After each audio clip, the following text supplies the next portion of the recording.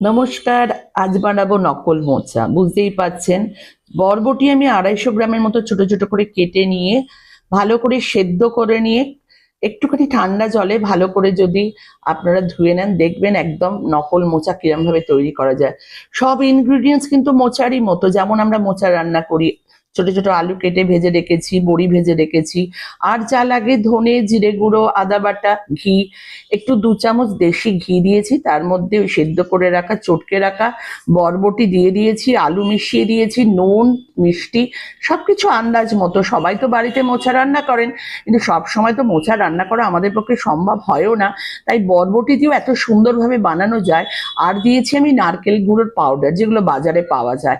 আর ব্যাস, নামানোর সময় একটু বড়ি ভেজে রেখেছিলাম, সেটা গুঁড়ো করে দিয়ে দিয়েছি। আজকের রেসিপি আমার নকল মোচা, আর তার সাথে একটু টমেটো পমফ্রেট। কেমন লাগলো আমাকে কিন্তু জানাবেন। নমস্কার।